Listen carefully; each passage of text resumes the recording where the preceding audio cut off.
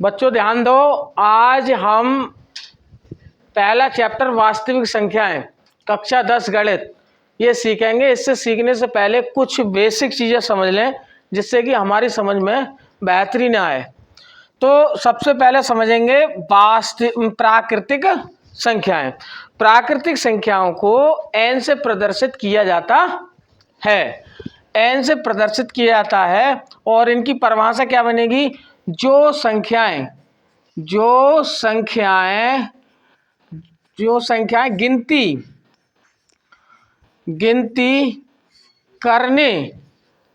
करने के काम आती हैं प्राकृतिक संख्याएं कहलाती हैं। प्राकृतिक संख्याएं कहलाती हैं। जैसे 1 2 3 4 डॉट डॉट डॉट डॉट अनंत। कहाँ तक जाती है? अनंत तक। अब अगर पूछा जाए तुमसे कि सबसे छोटी प्राकृतिक संख्या कौन सी होती है, तो बताओगे सबसे छोटी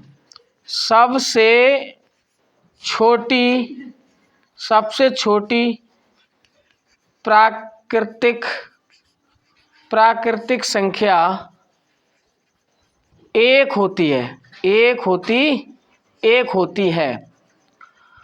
दूसरा पॉइंट है इसी में, सबसे बड़ी प्राकृतिक संख्या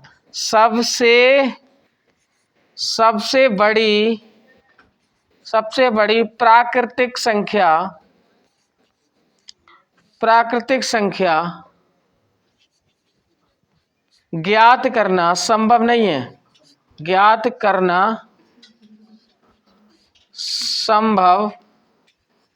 संभव नहीं है क्योंकि 1 के बाद 2, 2 के बाद 3, 3 के बाद 4, 4 के बाद 5, इस तरीके से संख्याएं आगे को बढ़ती जाती हैं और हमें ये नहीं पता कि कहाँ तक है संख्याएं। ये चीज़ आप याद रखनी है कि सबसे बड़ी प्राकृतिक संख्या ज्ञात करना संभव नहीं है। इसके बाद दूसरी चीज़ सीखते हैं हम, पूर्ण संख्या। पूर्ण संख्याएं क्या होती हैं? पूर्ण संख्याएं तो याद रखना बेटा, पूर्ण संख्याएं यदि प्राकृतिक संख्याओं के साथ में यदि 0 को भी शामिल कर दिया जाए तो वो हमारी पूर्ण संख्याएं कहलाती हैं। तो यहाँ लिखते हैं, यदि प्राकृतिक संख्याओं के साथ यदि शून्य को भी शामिल कर दिया जाए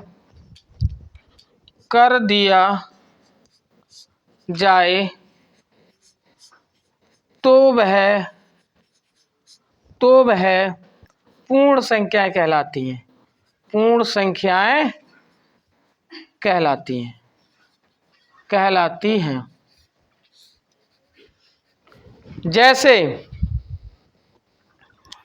जैसे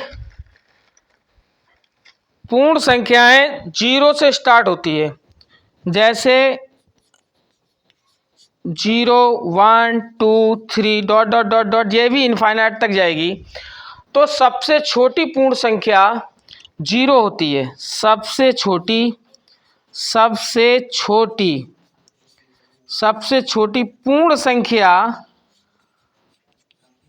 पूर्ण संख्या बराबर 0। और इसमें भी सबसे बड़ी बच्चों, सबसे छोटी पूर्ण संख्या 0 होती है और सबसे बड़ी पूर्ण संख्या ज्ञात करना संभव नहीं है। सबसे बड़ी, यहाँ दूसरा पॉइंट में लिखता हूं, सबसे बड़ी पूर्ण संख्या ज्ञात करना संभव नहीं है। इतनी चीज समझने के बाद अब बच्चों इसे नोट करो फिर मैं आगे पढ़ाऊंगा। संख्या के बारे में पढ़ लिया, अब पढ़ेंगे पूर्णांक। पूर्णांक क्या होता है?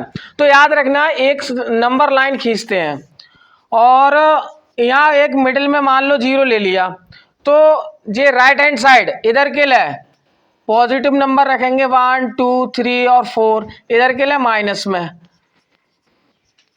अब याद रखना, माइनस के नंबर और प्लस के नंबर और 0, इन सभी को अगर शामिल कर दिया जाए तो ये सारे के सारे पूर्णांक कहलाते हैं। पूर्णांक दो प्रकार के होते हैं, ऋणात्मक पूर्णांक, ऋणात्मक पूर्णांक और धनात्मक पूर्णांक, धनात्मक पूर्णांक। एक चीज याद रखना, कुछ बच्चे सोच रहे होंगे कि सर 0 धनात्मक है या ऋणात्मक है, तो याद रखना 0 न धनात्मक होता है और न ऋणात्मक होता है। पूर्णांक 0 plus minus 1 plus minus 2 plus minus 3 dot dot dot dot dot infinite तक जाते हैं। पूर्णांक का मतलब अपने दिमाग में ऐसा समझ लो, पूर्णांक का मतलब होता है पूरा पूरा अंक। इसमें नेगेटिव संख्याएं, पॉजिटिव संख्याएं, 0 सभी शामिल होती हैं पूर्णांक में। अब पूर्णांक समझने के बाद हम समझते हैं परमेय संख्या। परमेय संख्याएं क्या होती हैं? तो अगला पॉइंट है हमारा परमेय संख्याएं। परमेय संख्याएं, परमेय संख्याएं, परमेय संख्याएं ध्यान से समझेंगे। वे संख्याएं जिन्हें P अपॉन Q के रूप में लिखा जा सके वे परमेय संख्याएं कहलाती हैं, जहां Q बराबर 0 नहीं होना चाहिए। यदि वे संख्याएं जिन्हें P अपॉन Q के रूप में लिखा जा सके परमेय संख्याएं कहलाती हैं। परमेय संख्याएं कहलाती हैं जहां Q is not equal to 0, comma P comma Q belongs to Z। इनका क्या मतलब है? इनका मतलब है P और Q बिलोंग्स टू Z, यानी P और Q दोनों पूर्णांक भी होना चाहिए। यदि इनमें से एक भी पूर्णांक नहीं है तो वो परमेय संख्या नहीं होगी। कुछ बच्चे सोच रहे होंगे सर परमेय संख्या हमने आज अभी तक पढ़ा भिन्न, तो परमेय संख्या और भिन्न में क्या मतलब होता है? तो भिन्न और समझ लेते हैं। भिन्न क्या चीज होती है? तो याद रखना, भिन्न यदि हम P अपॉन Q के रूप में किसी संख्या को लिख दें, जैसे 3/4, तो इसको परमेय संख्या भी कहते हैं और भिन्न भी कहते हैं।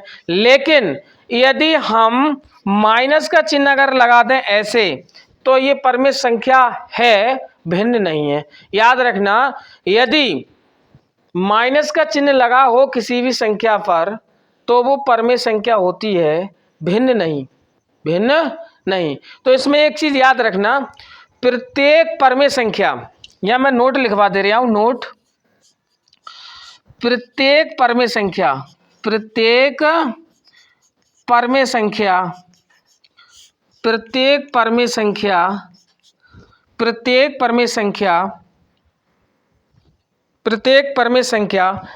नहीं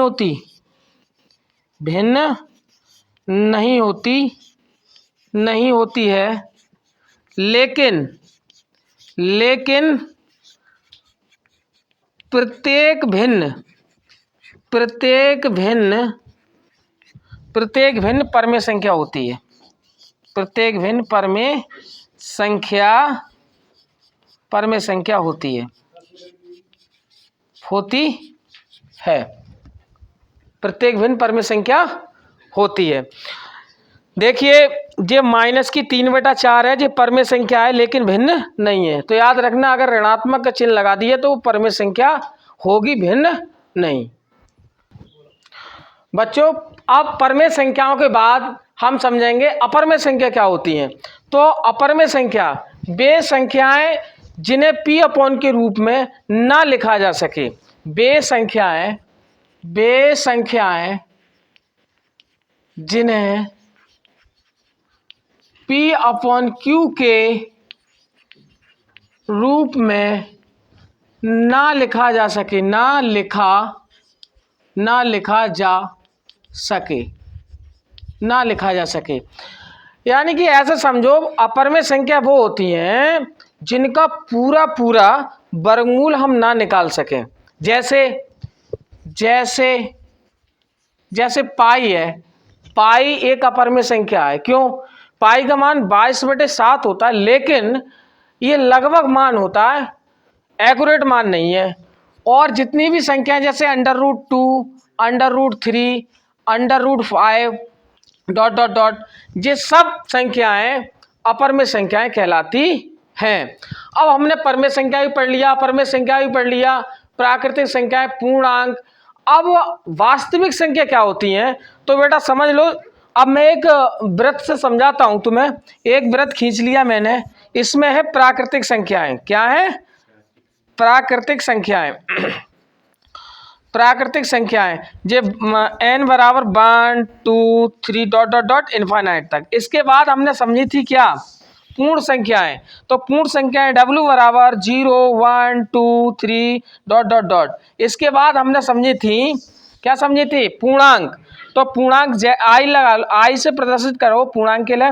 तो 0 ± 1 ±2 ±3 ... इनफाइनाइट तक। इसके बाद हमने समझी थी क्या? परमेय संख्याएं। परमेय संख्याएं। तो मैंने बताया था कि p अपॉन q के रूप में जो संख्याएं लिखी जाती हैं वो परमेय संख्या कहलाती है, और q is not equal to 0 होता है। अब अपर में संख्याएं, तो अपर में संख्याओं का एक अलग वृत्त बनाते हैं। इसमें आ गई अपर में संख्याएं। अपर में संख्याएं, इसमें हमने रख दिया क्या? अपर में संख्याएं। अपर में संख्या में पाई, √2, √3, √5। अब बेटा इतने गोले बन गए। अगर तुमसे कोई ये पूछ ले कि ये बताइए एक परमेय संख्या है, तो आप जवाब दोगे एक परमेय संख्या है। क्यों? क्योंकि इसके अंदर आ रहा है। देखो, अपरमेय संख्या सबसे बड़ा गोला है। अगर तुमसे कोई पूछ ले कि 0 परमेय संख्या है, तो बताओगे हाँ 0 परमेय संख्या है। तो सारी पूर्ण संख्याएं भी परमेय संख्याएं होती हैं, सब प्राकृतिक संख्याएं भी परमेय संख्या होती हैं, सारे पूर्णांक भी परमेय संख्या होती हैं।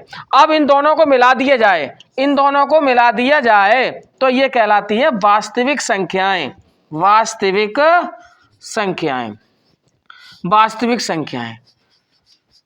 वास्तविक संख्याएं कहलाती हैं। अब